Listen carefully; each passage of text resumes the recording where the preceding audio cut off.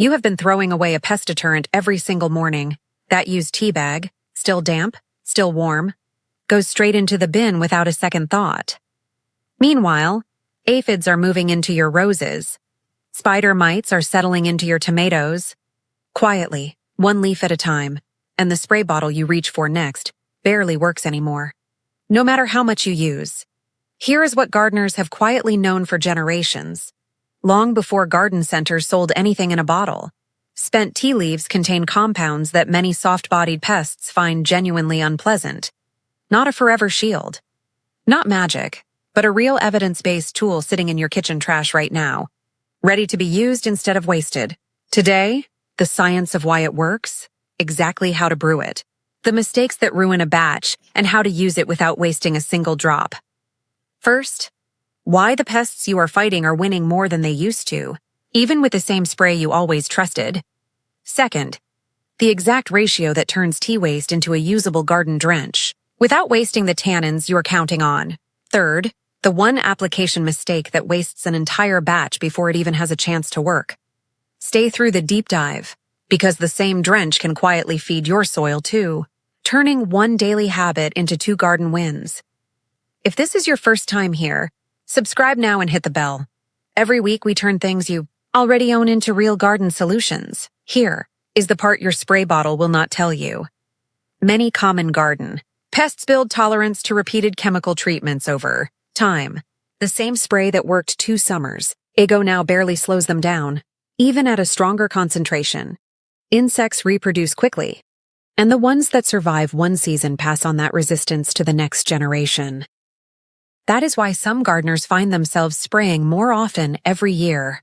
For less and less result each time, there is a second cost too, one most gardeners never actually see happening.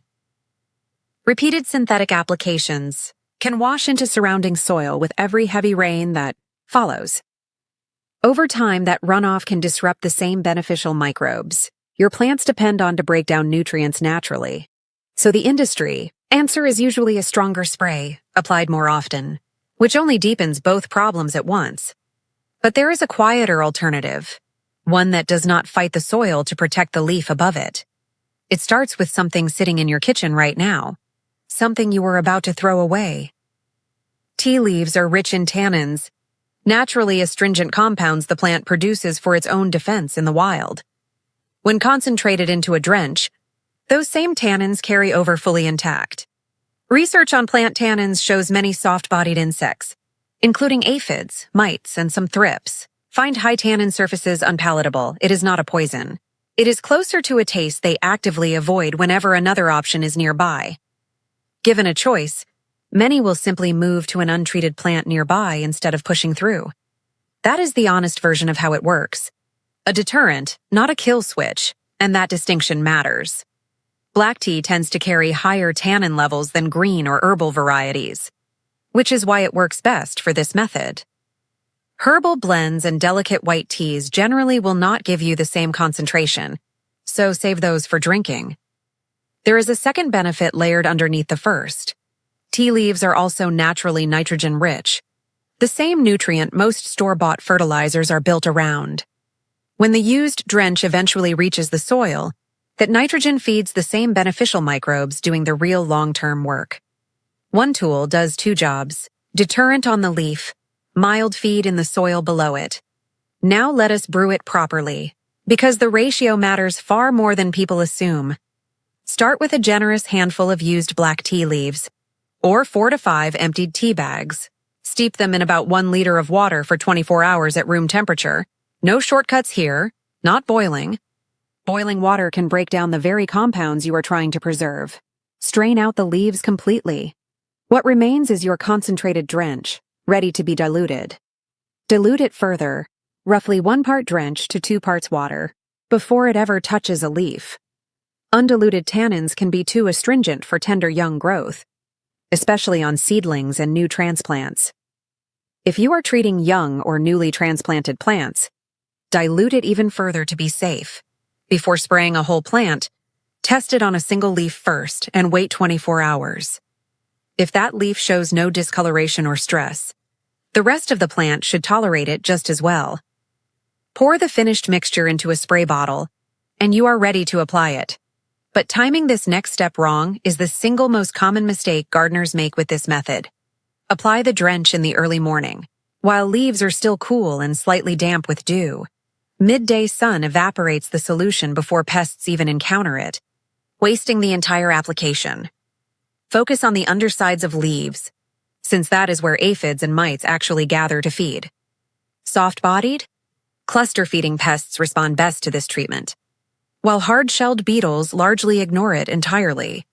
Do not throw out the leftover drench once you are finished spraying the leaves. Pour it directly around the base of the plant, into the soil surrounding the roots. That is where the nitrogen and organic matter go to work, feeding your soil biology quietly. Reapply after any heavy rain, since the protective layer washes away along with the rest of the leaf surface. Check weekly during peak pest season. Roughly every 5 to 7 days is enough to stay ahead of a new outbreak. Keep a small jar of dried, used tea leaves on hand so you always have a batch ready to steep. A few honest mistakes stop this method from working, and they are worth naming directly.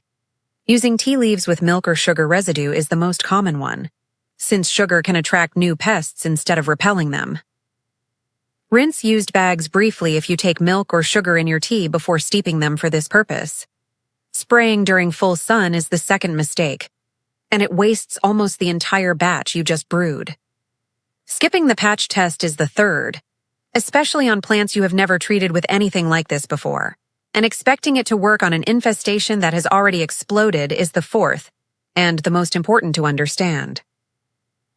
This method works best early, at the first sign of a few aphids, not after an entire branch is covered.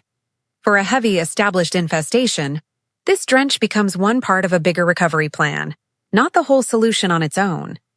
This will not make your garden untouchable. No single method does. Not this one, not any spray sitting on a store shelf. What it does is give you one more real, low-cost layer of defense used at the right moment, one that protects your leaves without punishing your soil in the process. Small, honest habits like this one are what actually add up over a full growing season. Nature is patient. So are we. Tell me in the comments which pest gives you the most trouble right now. Aphids, mites, or something else entirely. I read every single one. Your garden is not failing you. It is teaching you. I will see you in the next file.